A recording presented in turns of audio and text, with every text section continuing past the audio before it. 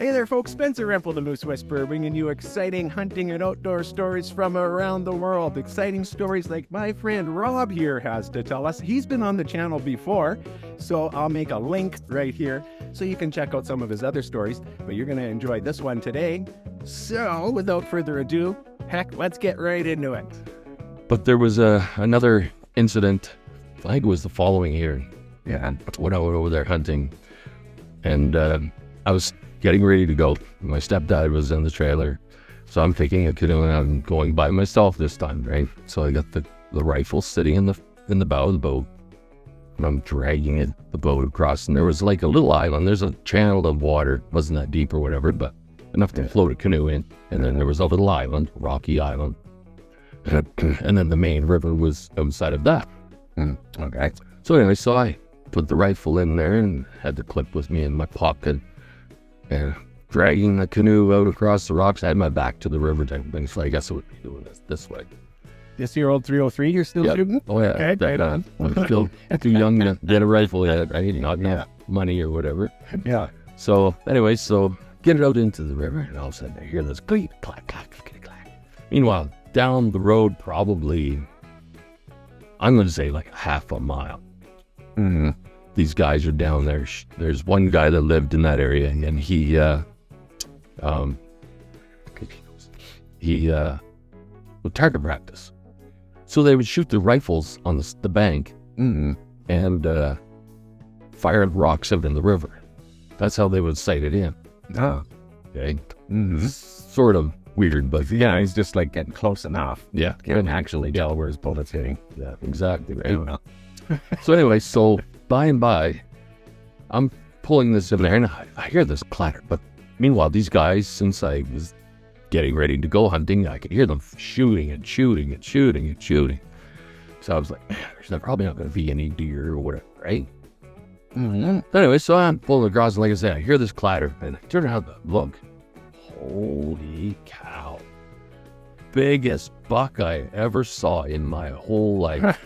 Really? 14 points, man. 7x7, massive dark horn, big whitetail buck. And he's like 50 feet from me, looking at me. No. And I'm like, oh, baby. I'm reaching the front of the and I grab the clip out of my pocket, load up and everything. drop it into the grass. I'm like, oh, reach down, fumbling for it. This thing is still looking at me, twicking its head and stuff, right? And Yeah. oh, man. So I grabbed the clip, and I'm just shaking. I put it in, and he's still just standing there. Man, And I went, click, and I pulled the bolt back, and I went in, click, and I turned around. As soon as I turned around, he's turned a little bit, and I fired. Oh, good. You got the And then he started running, and I put another one in, fired. I put another one in, and I fired as he's going across the river. Yeah. Meanwhile, these guys that are down the road hear the commotion of me shooting a 3-03, and they're shooting 22 250s and 223s and stuff like that. Mm-hmm. They start blistering shots up my, and I'm like, what the heck? And I'm just dumping shells at this thing, right?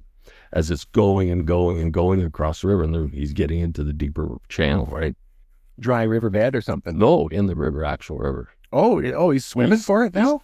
Lopping through the Okay, just plunging not very very deep. Yeah, it's probably like 3 feet deep or whatever. So Okay. but anyways, so I'm just up, fire, bang. Might have missed him. I knew the next one hit him. Like I think there was 7 shots in that thing.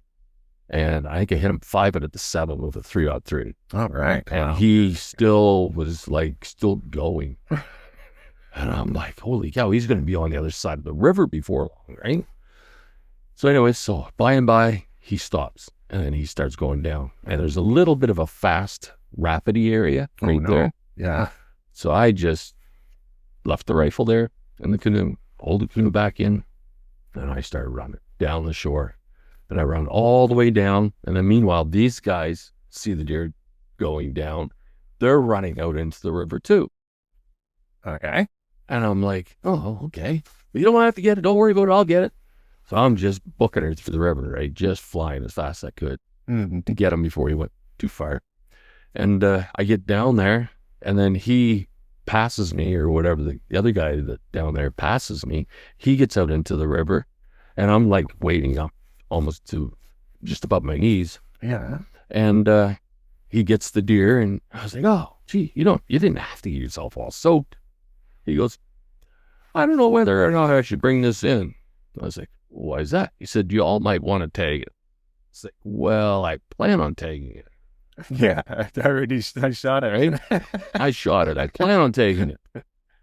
No, you didn't. He says, I shot it. What? You know? And I was like, oh, no, no, you not didn't. one of these people. Oh, man. I was like, no, you didn't. I said, I shot it. I said, I was using a 303. I said, I hit him at least 5 times. Nope. He says, no, wait. He says, I shot it. And I was like, you've got to be kidding me. So anyways, it was me, and then there was 3 of them. Yeah, you're by yourself. Right? And I was like probably 19 or whatever at the time, right? Yeah. So anyway, long story short, they took the deer. And I was like just looking at this great big monster, right? Was this your second deer then? This would have been my second one, yeah. This is your second deer and your biggest. And my biggest by far. And big, like, still would have been like a trophy. Oh, yeah, for sure. Yeah. Oh, you're breaking my heart. Broke my heart. I bet. So I went back and I told my stepfather. He said, what? He goes, let's go. I was like, okay. So we went down the road. I was like, oh boy, this is good. Yeah. He goes, let's go. So we went down the road, and he had it hanging already by his garage. And my stepfather went and talked to him, and then he came back out, and I went up and I looked at this deer. He already had it gutted and stuff, right? And it was like probably about that thick, where then it's opened up with the ribs, like 2 inches thick. That sucker was. He was massive, thick animal. But there was probably like 5 entrance holes, 5 exit holes in this thing. Yeah. Right? Yeah. And I was like, look. I said, look, that's where I hit him. That's where I hit him. He goes, yeah. He says, no, don't worry about it. He'll get his day. But yeah, he couldn't get it from him because he already had his tag on it and everything, right? Oh, the guy cut his tag then. Yeah. So yeah, it was very frustrating. Very frustrating. Oh, that's too bad. So that guy he wouldn't budge. He just said, no, I've tagged it already. No, it's mine. Yeah, it's legally mine. It's mine. Don't worry about it. You'll get one next year. There's still lots of season left. Oh, man, That is too bad, folks. That is very rare. First time I've ever heard that story. Hunters are usually, man, I expect that guy to be running over there to help you. And I mean, usually the stories are, we run into guys in the bush, they're there to help. They're there. Well, he knew my stepfather too. Oh, yeah. But I was, like I said, 19 years old. Usually, and he would be like probably 40s, late 40s. Yeah. Right. Yeah. Knowing that I'm new to hunting, if it was me in his shoes, I probably would have given kid the deer. Mm-hmm. Right? But not this guy. Mm-hmm. He was just a different guy. So wait a minute. So from their angle, had they even shot at the deer, or is he just making? They never would have hit it. Yeah, because you said they were a long ways away. And now that I know what I know, Yeah. it was illegal if they tagged it, because you can't use anything less than a 23 caliber. Oh yeah, and they were using 22 250s and 223s. Oh yeah. So yeah.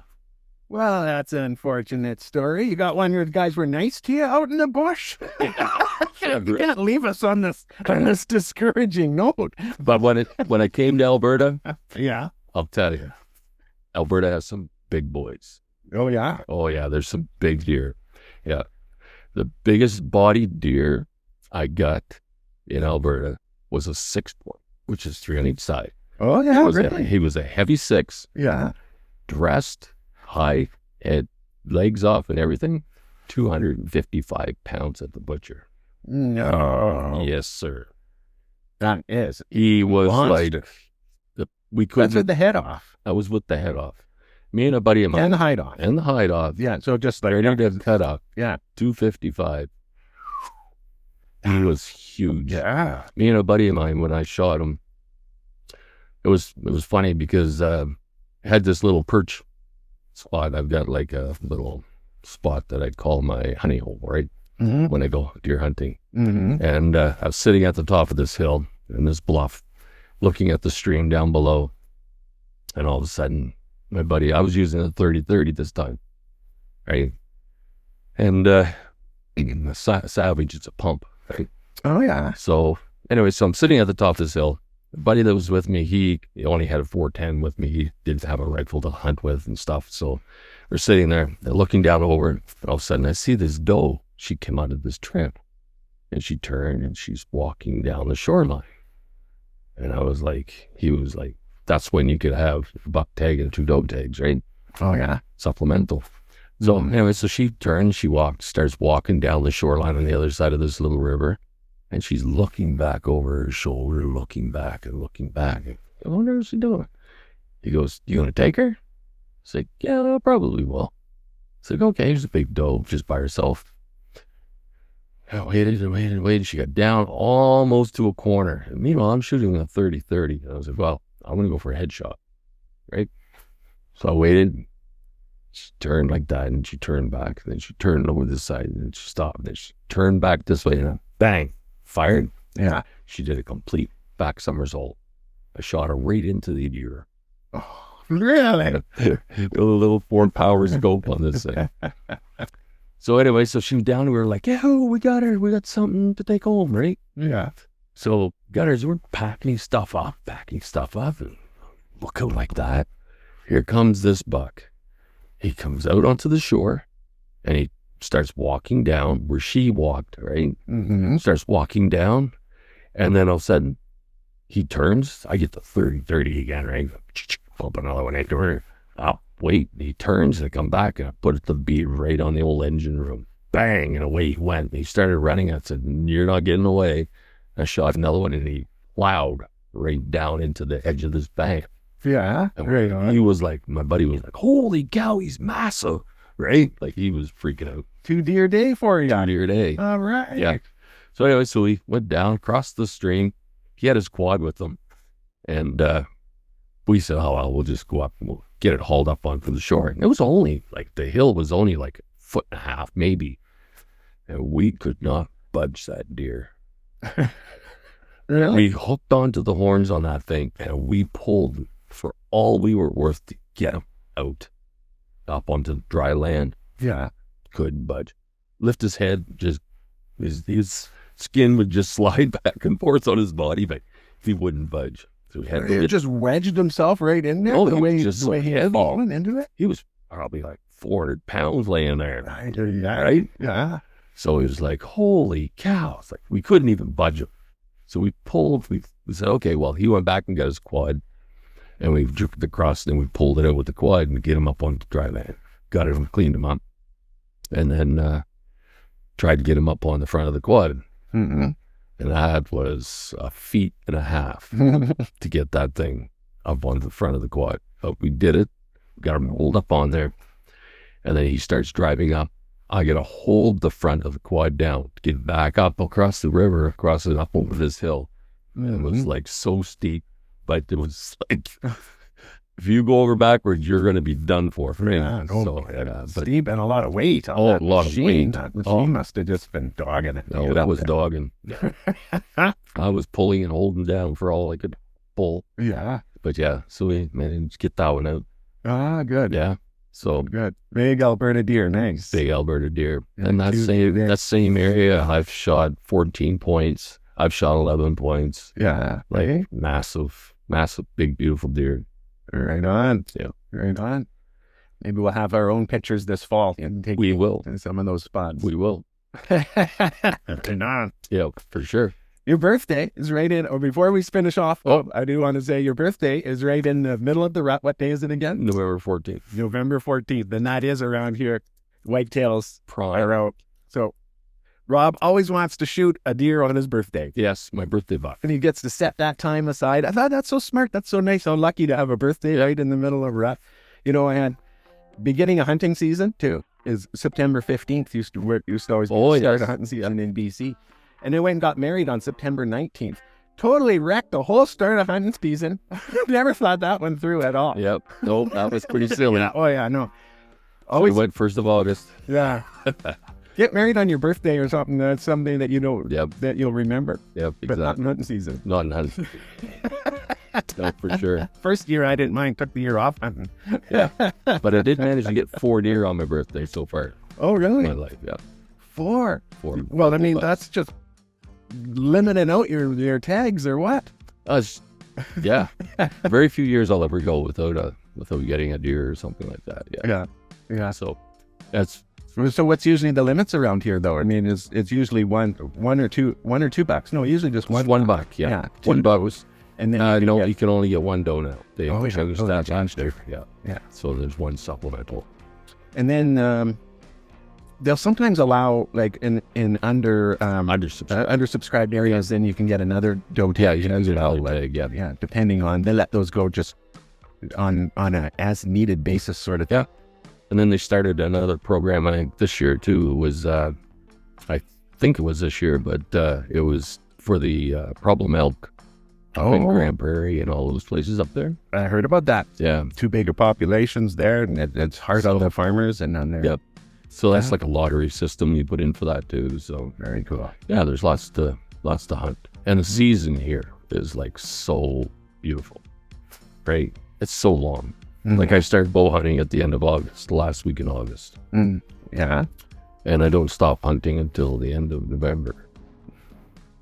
So August, September, October, November, like Right. almost 3.5 months almost, right? Yeah. Yeah. A lot of people don't have that. In lots of places, it's 10 days. And Well, things like that, right? Look at moose season in New Brunswick, Yeah. 3 days. Oh, Thursday, Friday, Saturday. that'd be terrible. I've never had that before. It's always been, open for weeks. Oh, like exactly a month, right? Yeah. Start bow hunting for moose in October, 1st of October, right? Yeah. Yeah. Or, like I said, you can, moose hunting for a week in September and August. Last week of August, I like to go moose hunting, bow hunting. If it's not too hot, right? Yeah. Because you don't want to, worst thing you can do is get an animal and you can't get him out before he spoils, right? And it's too hot out. Yeah. So you got to be very careful with that. But yeah, Well, I'm glad you moved to Alberta. so Got much. some good stories. Gets Fill your freezer every year. Yes, No, sure. shake your hand, buddy. Thank you for some great stories. Folks, you'll probably hear more from Rob because we just love sitting around and talking. So, I mean, what are we going to do? Let's film it. Maybe you'll enjoy it too. Yes. You want to tell a story? Send it in to info@themoosewhisperer.com or come and visit me here in my studio. I'm just close to Edmonton and you can sit here with me and tell us some good hunting stories just like Rob has done. Once again, Rob, thank you, my friend. Thanks, Spencer. All right. Appreciate it every time. More stories to come.